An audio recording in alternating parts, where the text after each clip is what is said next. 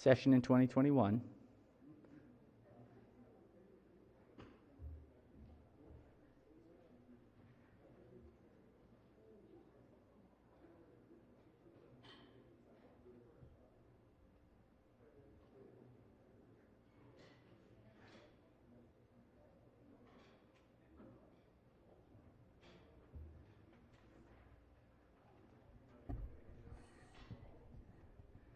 Members, we have the Good Reverend's written prayer, and so while we have his virtual presence here, if members wouldn't mind, I will read the Good Reverend's prayer.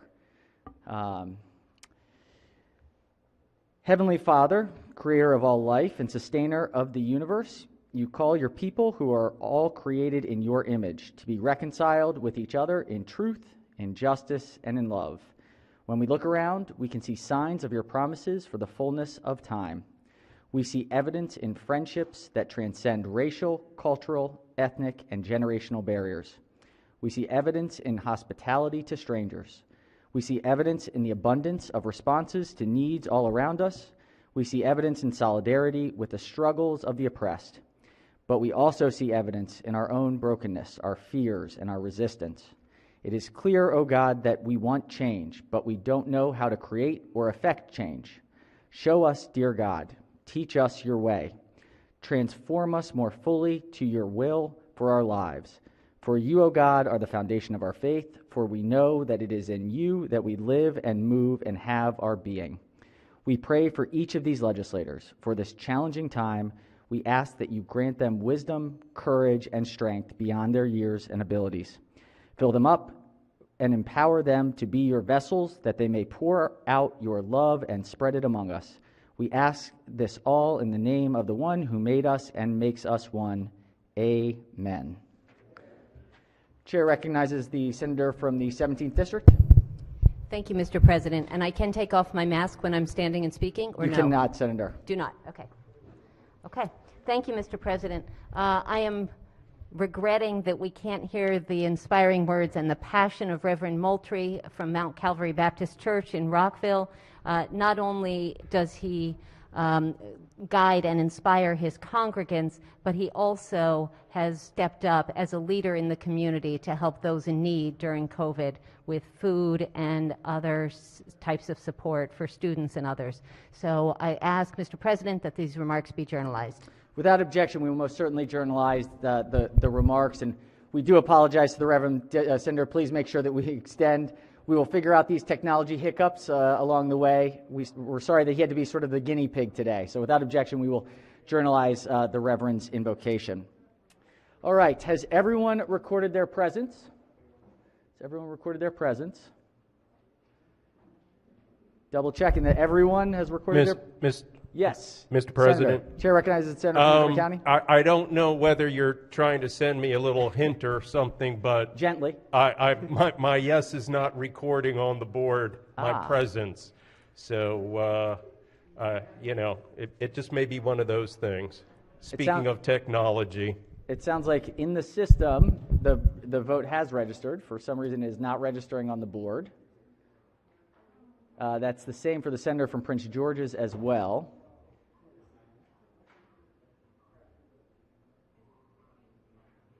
And now we have, it's recorded. Okay, the clerk will take the call. With 46 members in the chamber and a quorum being present, the Senate of Maryland is now in session. All right, senators, we have a couple of announcements. Let's begin. I believe we have one resolution today. The chair recognizes the President Pro Tem. Thank you. Good morning, Mr. President. Colleagues, throughout Maryland on occasion, we have some of our neighbors and citizens who demonstrate true heroism. Today, we want to acknowledge one such Marylander who demonstrated keen awareness, whose thoughtful actions protected the lives of others. When facing an angry mob, he diverted them from others who were in harm's way. And so, Mr. President, in your acknowledgement of this true heroism, We ask that the resolution be read. Clerk will read the resolution in full. Be it hereby known to all that the Senate of Maryland offers its sincerest congratulations to Officer Eugene Goodman in recognition of his bravery and service to our nation in the face of a violent insurrection, likely saving the lives of many in the U.S. Senate on January 6, 2021. The entire membership extends its best wishes on this memorable occasion and directs this resolution to be presented on this, the 15th day of January, 2021. Mr. President. Yes, Senator. Thank you, sir. I also wanted to acknowledge that this gentleman, this officer, is a proud Prince Georgian and a citizen of the state of Maryland. While he's being acknowledged nationally, we certainly wanted to acknowledge one of Maryland's own. Thank you so much, Senator. The clerk will call the roll. Mr. President. Has everyone recorded their vote? Anyone wish to change their vote? If not, the clerk will take the call.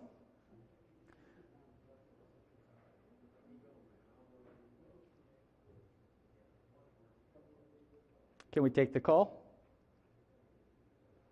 All right, with 44 members, the Senate of Maryland unanimously celebrates the bravery and service to our nation of Officer Eugene Goodman, who put himself in harm's way to protect others. We are deeply thankful for his service.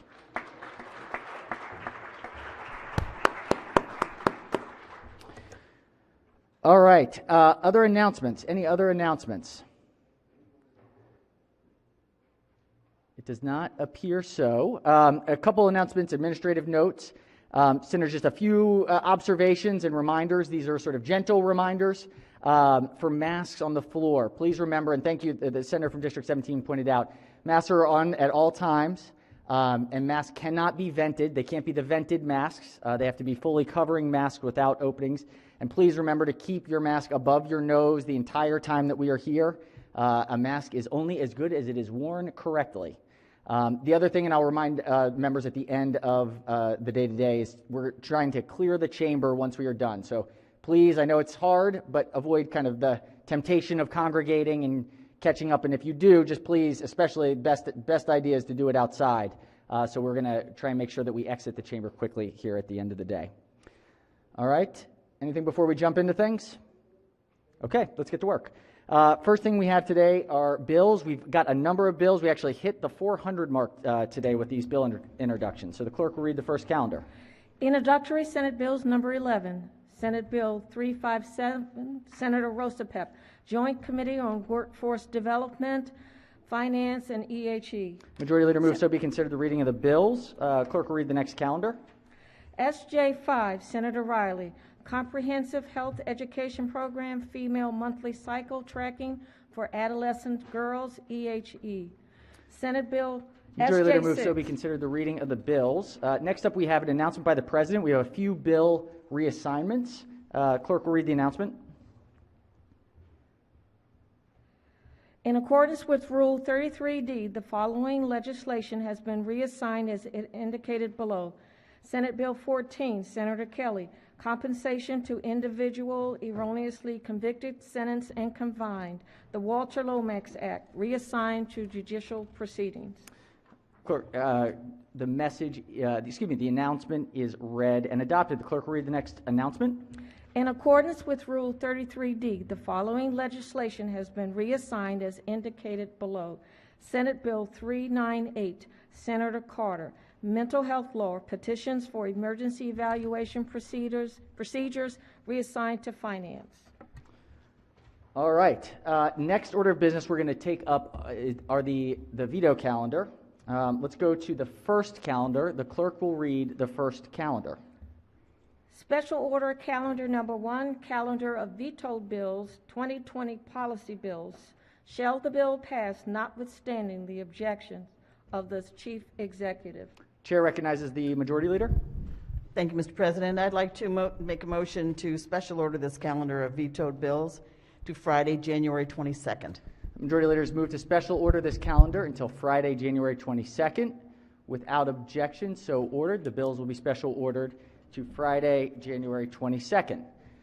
If the clerk could read the next calendar. Special order calendar number 2, calendar of vetoed bills, 2020 policy bills. Shall the bills pass notwithstanding the objection of the Chief Executive? The chair recognizes the majority leader. Thank you, Mr. President. I would like to make a motion to make this calendar of bills into a consent calendar. All right, Senators, the majority leader has moved to turn this into a consent calendar. Before we do that, to see if there are any bills not to be added, this is a conversation that we've had about some of the bills that will be on debate today, but this would be putting all of the rest of the bills on the consent, except for those that would be identified now. The chair recognizes the minority leader. Thank you. I would say all except Senate Bill 708, Senate Bill 907, and Senate Bill 929. All right. Again, that's Senate Bill 708, 907, and 929. Madam Clerk, do we have those three? 708, 907, 929? All right. So the motion before the body is whether to turn this calendar into a consent calendar except for 708, 907, 929. Are there any objections to that motion? Seeing none, so ordered. Now before the body is the consent calendar except for 708, 907, 929. So before we jump in, just make very clear the bills that are before, the vote that we will be taking, are the bills on the calendar except for 708, 907, 929. And we will vote on them as a single vote. Are we clear? All right. Question before the body is, shall the bills on this calendar pass, notwithstanding the objection of the Chief Executive? A green vote will override the executive's veto. A red vote will sustain the veto. Any further discussion? If not, the clerk will call the roll. Mr. President? Has everyone recorded their vote? Would anyone wish to change their vote, explain their vote? If not, the clerk will take the call.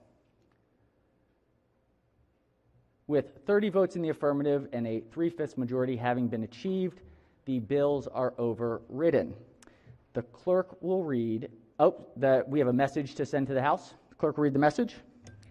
By the majority leader, ladies and gentlemen of the House of Delegates, the Senate today, notwithstanding the objections of the governor, voted to override the veto on Senate bills 148, Senate Bill 226, Senate Bill 398, Senate Bill 407, Senate Bill 452, Senate Bill 465, Senate Bill 493, Senate Bill 524, Senate Bill 669, Senate Bill 796, Senate Bill 845, Senate Bill 877, Senate Bill 985.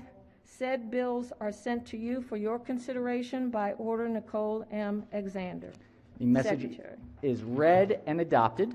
The clerk will read the next bill. Senate Bill 708, Senator Carter, Maryland Violence Intervention and Prevention Program Fund and Advisory Council alterations. Question before the body is whether the bill shall pass, notwithstanding the objections of the Chief Executive.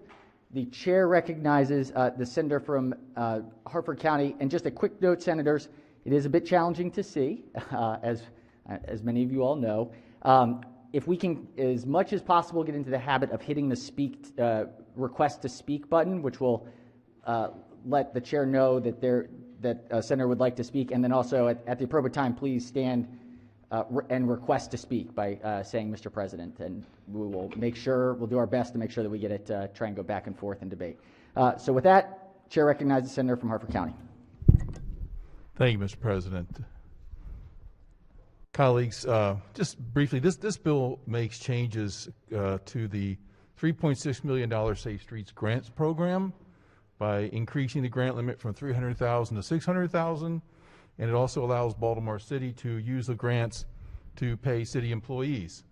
The bill also makes changes to the Maryland Violence Intervention and Prevention Program. In doing that, it mandates an allocation of $3 million to the fund.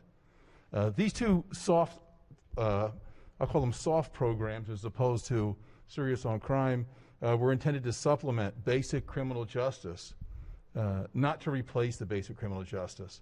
And the members of the minority party agreed to support these soft programs as a compromise because they were at the time coupled with bills that would remove violent criminal offenders from the community. Unfortunately, at the end of the session, this body and the folks across the street took the pork side of this, but rejected the provisions to enhance basic criminal justice. Colleagues, reimagining public safety will not keep our citizens safe.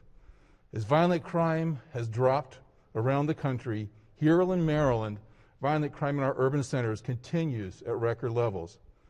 When prosecutors and police pull back on basic law enforcement, more crime results. Just as an example, this past year in Prince George's County, hijackings have increased 182%. Burglaries increased 60%. Residential robberies increased 68%. Murder increased 25%. In Baltimore City, between October 15th and November 15th of 2020, just a 1-month period, there were 12 carjackings in the Northwest District alone. The murder rate in Baltimore was 348 in 2019, went to 335 in 2020, but that was the middle of a pandemic. When folks were not going downtown, despite a great dramatic drop in the folks going for attending restaurants and being in downtown, we missed a new record by about 13 murders. There's no substitute for criminal justice. As they say on the streets, you do the crime, you do the time. When we as legislators fail in our basic responsibility to uphold principles of criminal justice, we destroy innocent lives, we destroy families, we destroy neighborhoods, we destroy cities, and we destroy the state.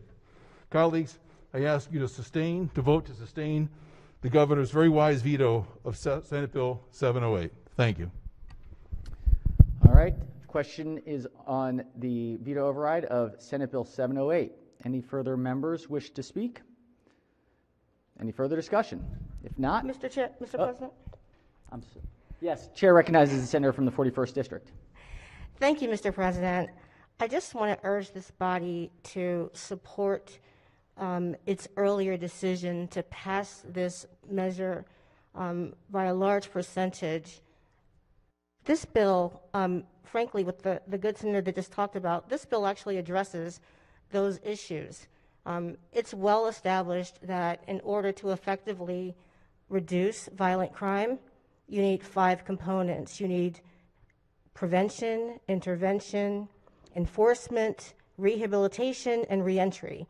And so this bill gets at those first 2, which we fall short in terms of resourcing. These are evidence-based programs. This bill also calls for oversight of those programs, and so if these programs didn't prove to be effective, they wouldn't continue. The issue is that we've already passed this legislation in 2018, but with not enough resources for the programs to continue. So many of them weren't able to fully realize their potential or fully have the oversight that this legislation requires because of the fact that we didn't give them enough resources. I don't think that $3 million is that much of an ask when it comes to saving lives, having successful evidence-based prevention and intervention programs that are on the ground, that protect victims, that reach out to community, that literally stand in the gap between a gun violence and a person's life. The testimony that we heard in committee, because these programs are robust and comprehensive and they're all different, but so they're everything from hospital-based programs to actual programs where the participants literally go into the streets and stand between a bullet and another human being. In fact, one of the testimonies we heard is that a young man testified that he's literally put his body in between a bullet and people on the street more than once. There's follow-up to those kinds of interventions. So after they squash an issue, they then follow up with the people to make sure that there's ongoing mediation to their disputes.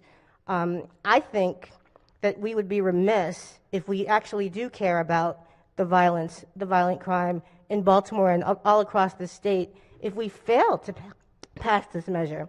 And I could honestly say that to say that we shouldn't pass this measure because we haven't passed other preferred measures, I think is an oversight. There's room for all of it. As I said, to fight violent crime, we need all of the components, not just the enforcement one. So I'd urge the body to please support the override of this veto and help cut violence in Maryland. Thank you. Thank you, Senator. Any further discussion on the bill? If not, the question before the body is, shall the bill pass notwithstanding the objections of the Chief Executive? A green vote will be a vote to override the Executive's veto. A red vote will be to sustain. Clerk will call the roll. Mr. President, Has everyone recorded their vote? Anyone wish to change their vote, explain their vote? If not, the clerk will take the call. With 30 votes in the affirmative and a 3/5 majority having been achieved, the Executive's veto is overridden. The clerk will read the message. by the Majority Leader, ladies and gentlemen of the House of Delegates, the Senate today, notwithstanding the objections of the Governor, voted to override the veto on Senate Bill 708. Said bill is sent to you for your consideration by order Nicole M. Alexander. The message is read and adopted. The clerk will read the next bill.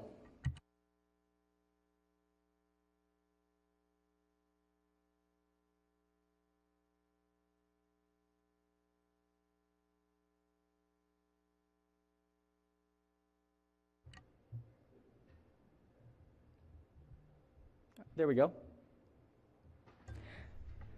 Senate Bill 907, Senator Smith, Public Safety, Crime Plan and Law Enforcement Councils, Maryland State Crime Bill. This is an emergency bill. Senate Bill 907. The question is, shall the bill pass notwithstanding the objections of the Chief Executive? The Chair recognizes the Minority Whip. Thank you very much, Mr. President. This bill, much like the last one, the same issues, and I want to make the body understand what happened last session. We had an agreement last session, and both sides came together, and it was long, hard fought. We spent long hours coming up with a compromise of how to deal with the epidemic of crime in our state. And both sides came to an agreement. There were these bills, many of which, I think this was one that were proposed by the majority caucus, and we had the governor's bill, and we put them both together. And to be honest, our side voted for these bills, not because we thought they were going to be effective. Quite frankly, I had to talk to a lot of people on our side and say, we're going to go along with these because we have agreed, because we've worked together on the governor's package. To me, passing another $1.5 million in spending and creating more bureaucrats and commissions and studies and task force, which this bill will do, will not address the epidemic of violence that not only last session we were dealing with, but in most parts of the state has gotten worse since we passed it last year. So what we're left standing here with is not the bill, the governor's bill, which dealt with closing loopholes for drug dealers who use guns in crimes, punishing people who illegally sell handguns, illegally transfer handguns, who give handguns to people to use in crimes, who knowingly give them to them, who again and again and again commit violent crimes. These are not first-time offenders. The governor's package, the package that this body passed by broad measure, the very good and courageous work that this body did would have held those people accountable. It would have held those people accountable who, in the interim, killed over 335 residents of the city of Baltimore. In Baltimore County, shootings were up 17%.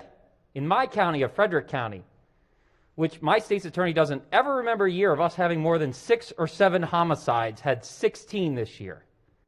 There's an epidemic that this body must face of gun violence by criminals who are getting guns illegally, and a small group of individuals who almost all these people who committed these homicides have been in our criminal justice system before. Almost every single one of them has been arrested for an assault before, has been arrested for a gun charge before, and yet we did not do anything to hold them further accountable. And so for that reason, we will not be voting for this bill because this was part of a compromise.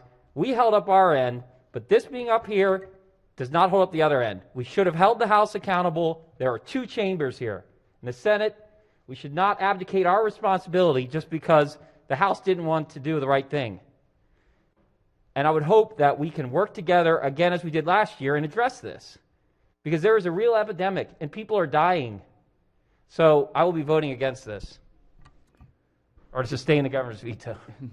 Chair recognizes the chair of the Judicial Proceedings Committee. Thank you, Mr. President and colleagues. I do agree with what the senator from Frederick said on one point, and that is that we did come together, we made a compromise, and it exemplified the very best of the Senate Judicial Proceedings Committee and the very best of this chamber. And I was looking over an article that was published just right after we took that vote, and the minority whip did say, look, Marylanders want leaders to work together to solve problems. We did exactly that. And that exemplified the very best we are, and it appealed to the very best of what we can be. But what the senator's arguments have laid out is a false dilemma, a false choice. Progress is progress. We worked this thing through the legislative process, and look, part of the package passed, part of it didn't. We now have an opportunity to make historic progress. We've voted to override a veto that will invest records amounts of money into violence intervention programs. We have an opportunity now to invest in a structure of sharing intelligence, identifying regional crime trends, strategizing deployment resources, reviewing outstanding warrants in each region, discussing community engagement efforts, technology and training plans, implementing strategies for recidivism. These are all things that are desperately needed, and obviously I'm not saying that this bill is a panacea. It's not going to solve everything, but progress is progress, and we should seize the opportunity to make that progress right now, and that's why, Mr. President, I'm going to be voting to override this veto. Any further senators wish to speak? Any further discussion? If not, the question before the body is, shall the bill pass, notwithstanding the objections of the chief executive? The clerk a green vote will be a vote to override the executive's veto. A red vote will be to sustain the veto. The clerk will call the roll. Mr. President. Has everyone recorded their vote? Anyone wish to change their vote, explain their vote? If not, the clerk will take the call. Chair recognizes Senator from Baltimore County explaining his vote. Sorry, yes, sir. Thank Senator you, has President. 2 minutes. Yes, sir. I want to explain my vote because I appreciate the senator from Frederick County bringing up Baltimore County, because Baltimore County has had serious problems with crime.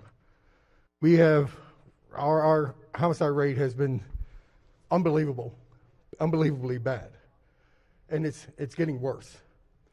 And I see personally in my community the good things that our community is working with our police officers in COP and other areas, and they're making a difference because they're communicating and they're working together and they're very transparent. And I appreciate and I applaud them, the community and the police working together. And I want that to continue in every county and in the city and everywhere we go through the state of Maryland to achieve great things and to change the dialogue that we constantly have in crime in our state. And I believe with all my heart, if we continue to do that, we can make a difference, not as a party, but as a people. And I love to see this continue on throughout our whole state of Maryland. And I want to thank the President for this opportunity to explain my vote. Thank you, Senator. All right, with 30 votes in the affirmative, 15 in the negative, and a Constitution 3/5 majority having been achieved, the executive's veto has been overridden. The clerk will read the message. By the Majority Leader, ladies and gentlemen of the House of Delegates, the Senate today, notwithstanding the objections of the Governor, voted to override the veto on Senate Bill 907. Said bill is sent to you for your consideration by order Nicole M. Alexander, Secretary. The message having been read is adopted. Clerk will read the next bill. Senate Bill 929, Senator Hayes, Public Safety, Baltimore City Public Resources Organizing to End Crime Together Program. Question before the body, shall the bill pass, notwithstanding the objections of the Chief Executive? The Chair recognizes the Senator from the 34th District. Thank you, Mr. President.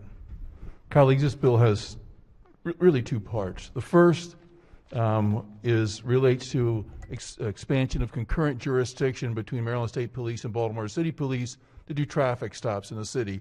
and this is honestly a part of the bill I don't think people on our side have any objection to. Unfortunately, it's coupled with some really bad stuff. So you take the bill as a package. But I will just note on the first part of this bill, the concurrent jurisdiction, that in 23 of 24 jurisdictions in this state, Maryland State Police have concurrent jurisdiction with county and local police to do traffic stops on state highways. In one jurisdiction, Baltimore City, that's restricted. They can do safety checks for used vehicles, but that's it.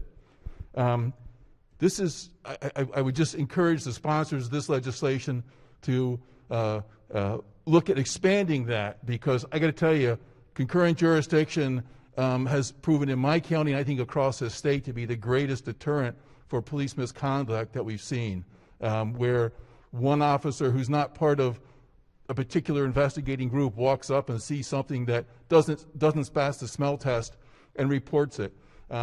That's uncovered misconduct in my own county, and I know the infamous gun trace task force was actually brought to light by that very aspect when an officer from my county happened to be in Baltimore City on sort of a special detail and happened to hear something going down on the radio that just didn't pass that smell test. And lo and behold, that turned out to be the first evidence, reported evidence of the gun trace task force. So that side of the bill, no problem with. The problem that we have problems with is the second part of the bill. That's really an unprecedented attempt by this body to micromanage law enforcement. And I'll just show you what we have. The bill, it states that the Maryland, here's some of the directives in this. That MSP, Parole and Probation, Department of Juvenile Services shall operate a warrant apprehension task force. DJS and Parole and Probation shall operate a district officer supervision teams. Baltimore Pretrial Complex shall be staffed by Department of Public Safety. BPD shall not staff the Baltimore City Pretrial Complex. The governor shall hire civilians to coordinate crime prevention programs. DJS shall report on reducing BPD staff in the Justice Center. Folks, this body, we are not policing experts, and we need to stop playing top cop. If we want to give the police experts authority to expand what they're doing, to do things differently, then we ought to be passing bills that grant them the authority, the discretion to make changes. But we're not the police experts, and we undermine effective law enforcement when we pretend that we're the top cops. So I request that you vote to sustain the governor's veto of Senate Bill 929. Give police authority. Don't tell them how to use the authority. Thank you. Thank you, Senator. Chair recognizes the Chair of Judicial Proceedings, followed by the Senator from District 5. Senator may proceed. Thank you, Mr. President. I'm the floor leader here, so I'm going to respond now, but I do wish to yield a little bit of my time to the Senator from Baltimore City because he's very passionate about this bill. He's a sponsor, and I think he can speak more eloquently to the merits than anyone else in this room. But before I get into that, I just want to say the senator from Harford County is correct on one aspect. On the other side, in terms of expanding the concurrent jurisdiction, I think we can all agree with that. That helps facilitate cooperation, intelligence sharing, and operation. And this bill was supported by all of the regional partners, specifically Baltimore County, Baltimore City, and Hartford. But the senator did leave out a critical portion of the bill that I think would be instructive for the body to kind of refresh your memory, because it's really the core of the bill, which it would establish 10 high-crime microzones and invest and coordinate unprecedented amounts of resources and money and expertise into solving violent crime. So ensure the utilization of all existing crime prevention programs and grants. I mean, this works part and parcel with all the legislation we've been working on and prior to bills that we just overrode. Coordinate community and youth programs, assist with community mobilization and activities, reclaim public space, assist with rapid response to public nuisances, and on and on and on. I mean, this is exactly what you want in a crime prevention program, and this is exactly the type of approach that you want in a high crime area. Coordinating resources, ensuring people with expertise and stakeholders in the matter are all working together and coordinated regionally. So I would urge this body to override this veto, but I do, Mr. President, want to yield some of my time to the senator from Baltimore City because he can speak so passionately to the merits of the bill. Sure. Thank you, Mr. President. I know he's not next, but thank you. Thank you, Mr. Chairman, and we'll go back and forth for debate. Chair recognizes the Senator from District 5, followed by the Senator from District 40. Thank you, Mr. President. And just speaking briefly, sort of in summary with these three bills, I echo what my colleagues here on the minority side of the aisle have said. We worked very, very hard for hours on end on this package of bills. There were several things in these three that we're voting on today that there were things that I wasn't really 100% happy with. Frankly, my constituents don't really want any more money going anywhere without, they want to see harsh penalties on those that are committing these violent acts. And it's not just in the city of Baltimore, of course, as the senator from Frederick County pointed out. It's happening in many places in our state. The intention of the sponsor of this bill, I know, is very good, and there are a lot of things in these packages also that are good, and there's things that I would disagree with. Earlier, one of our other colleagues mentioned people getting in the middle, right between a bullet being fired. Literally right between one of the bills helping to facilitate folks that are getting in the middle and making sure they stop violent things from happening. I support that idea, but I tell you what, we really need to get the people who are firing the bullets off the street. That's what we need the most in many of our communities that are experiencing this kind of gun violence. Another thing that was in the package bills, another thing that was in the bill, that the governor's crime prevention bill, we were able to say if you steal a firearm, if you steal a handgun, it should be a felony. If you're trafficking illegal handguns, you should go to jail for a long time. If you've committed multiple acts of violence, we need to get you off the street, because you're not somebody who's interested in being counseled. You're someone who's interested in committing violence. So I don't like having to vote against overriding these vetoes. I don't like that the governor had to veto these bills. But this spending and the things that are in these packages, we have to have the hammer that goes along with it to say we are going to get the people who are perpetrating these acts off the streets. So I'm going to be voting to sustain the governor's veto, and I'm disappointed. And I think what would be better is it would have been better to put these things on hold and say we need this whole package out. We need this whole package out, because the reasons for not passing that bill from the House of Delegates, the reasons for not passing those enhancements, they do not hold water. They do not hold water, and we need to hold it accountable and say, we need the hammer. We need to take people off the streets that have repeatedly hurt people using guns. So that's why I'm voting against overriding these three bills. Mr. President, I do look forward to hopefully working and continuing to work on these issues.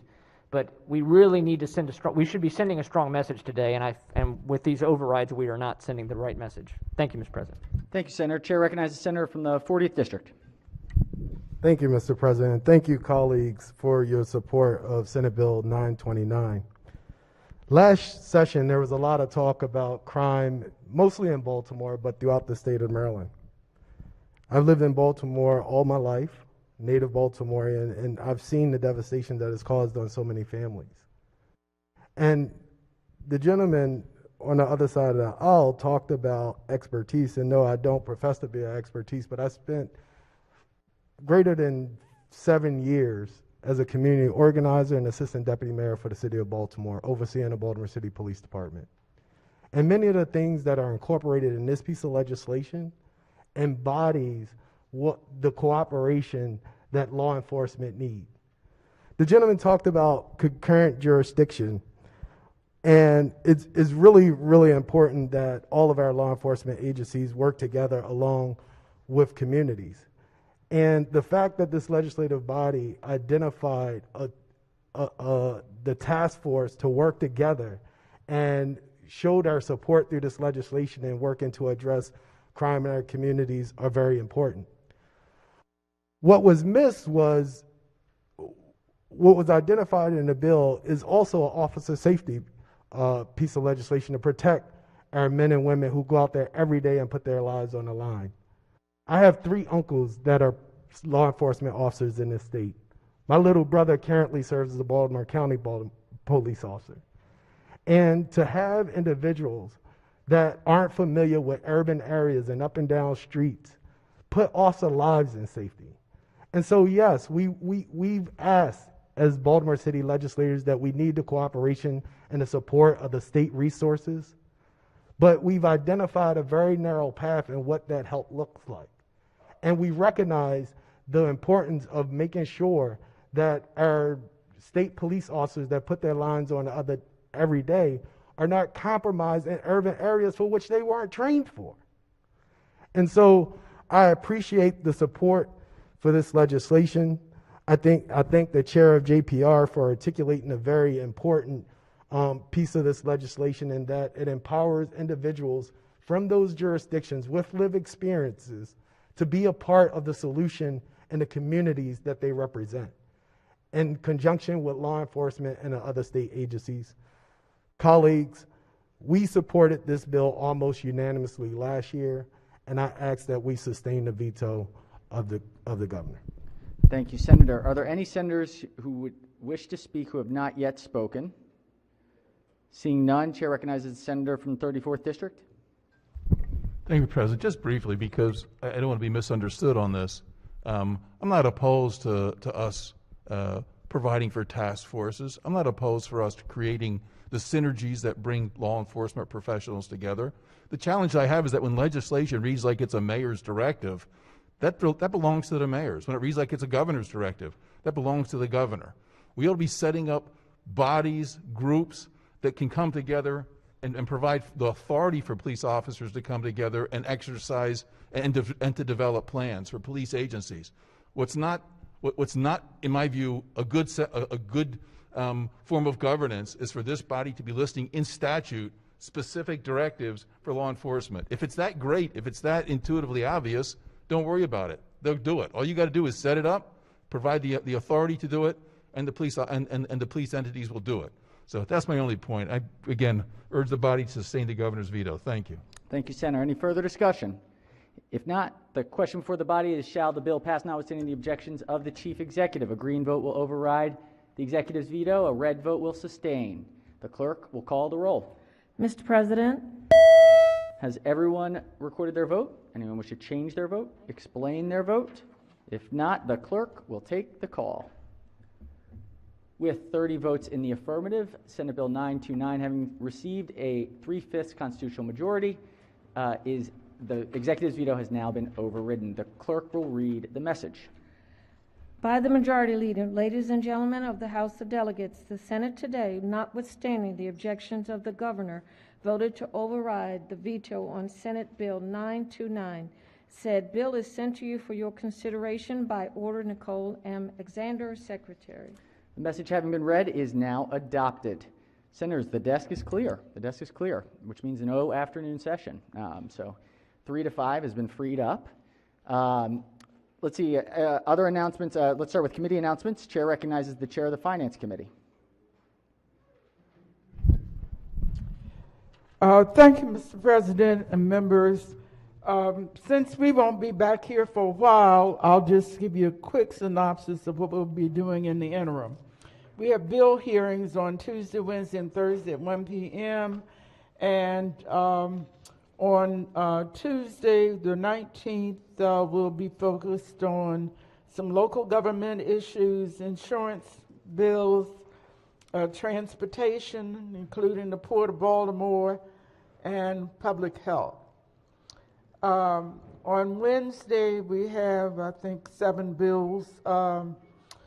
Task Force on Oral Health, Commercial Law, Personnel Protection Act, some financial services bills, and health insurance.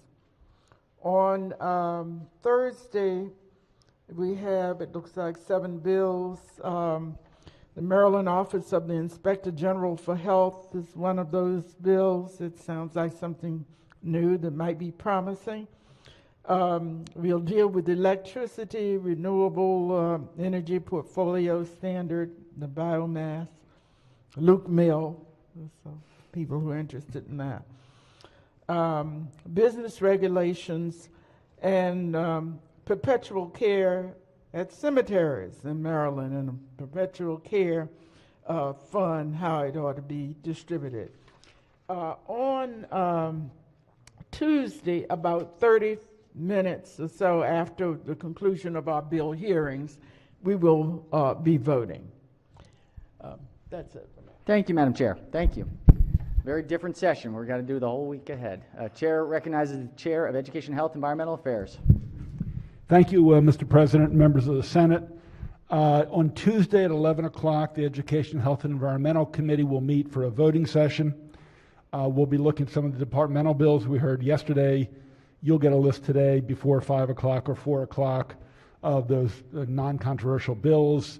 So we'll be voting at 11, and then in the afternoon we have bill hearings. I'm not going to go as far into the week as my colleague did. Wednesday is an education day. We have bills and we have a briefing from the state superintendent, 4 local superintendents, and the teachers' organizations, and they've been asked to address 2 questions. One, what are their tentative reopening plans? And secondly, what strategies can we adopt to help close the gap and the damage that's been done to our students because of the pandemic, the more immediate challenges. So it's not going to be all over the map. They've been asked to address those 2 questions. So a briefing and education bill hearings on Wednesday. Thank you. Thank you, Mr. Chairman. Chair recognizes the Chairman of Budget and Taxation. President. Thank you, Mr. President. The Budget and Tax Committee's Tuesday voting session has been canceled, and so the first time we'll see each other is virtually at 1 o'clock on Wednesday for public bill hearings. Thank you. Thank you, Mr. Chairman. Chair recognizes the Chair of Judicial Proceedings Committee. Thank you, Mr. President. The Judicial Proceedings Committee will meet again on Tuesday at 11 a.m. for bill hearings. We have 10 bills on the docket. All the bills have passed through JPR previously. That'll be followed by a voting session. Thank you, Mr. President. Thank you, Mr. Chairman. Other announcements? We have an announcement from the senator from St. Mary's. Potentially? No? Chairs will take prerogative to make an announcement. We'll ask that today we adjourn in honor of a dear friend of our family who passed away on December 23rd. She was a state psychiatrist who worked at the Clifton T. Perkins facility and passed away from COVID. There's a wonderful story about her. Our kids are in the same school together. She was just a remarkable person, and it's truly tragic. So would ask that she be included in the adjournment today. Chair recognizes the chair of the Protocol Committee, and that's Dr. Amanda Cook-Zivic. Dr. Amanda Cook-Zivic. Thank you, Mr. President. I just wanted to share with the body permission to use the senator's name. Senator may proceed. Senator Joanne C. Benton's sister, Dr. Mary Frances Claiborne Watson, passed away on January 5th. Her visitation was held yesterday on January 4th, and the funeral and interment will be held today on Friday, January 15th at 1 o'clock at the Rose Hill Cemetery located in Hagerstown. Thank you, Senator. And that's why the senator wasn't able to be here today, understandably so. The chair recognizes the senator from the 45th District. Thank you, Mr. President. Just wanted to make an announcement. The Baltimore City delegation will be having a hearing, a briefing on Monday, January 18th, Martin Luther King Day, in reference to the impacts of COVID-19 on small businesses. This can be viewed on the Maryland General Assembly's website under the live feed section. Thank you. Thank you, Senator. Chair recognizes the senator from Montgomery County, 19th District. Thank you for that, Mr. President. Ladies and gentlemen, we would be remiss if we were to leave today without recognizing that tomorrow night our Baltimore Ravens will be playing in the divisional round of the NFL playoffs. So I just want to stand up and say, go Ravens. Well said. Chair recognizes the senator from Baltimore County for an announcement. As chair of the Finance Committee. Senator from Baltimore County.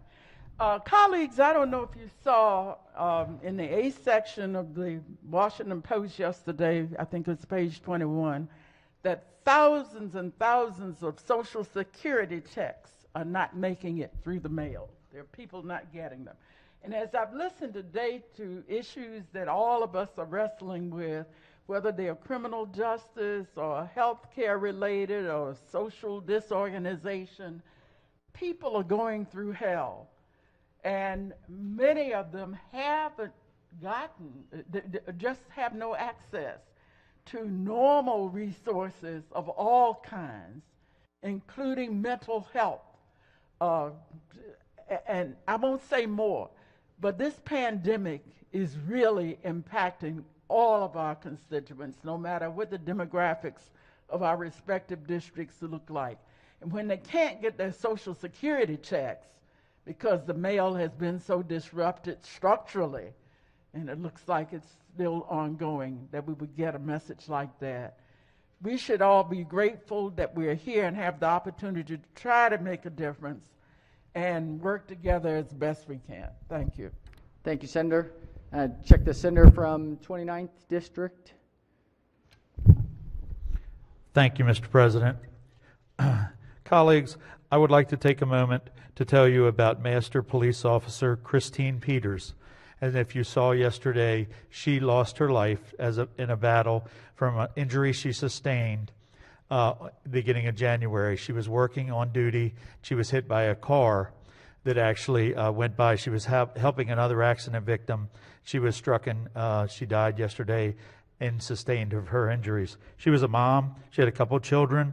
She was also a wife, and so she leaves her husband and children. But I ask that we also adjourn today in her memory. Thank you. Thank you, Senator. We will, and I believe the Majority Leader has the officer's name so that we can adjourn in her honor as well. All right, any further announcements?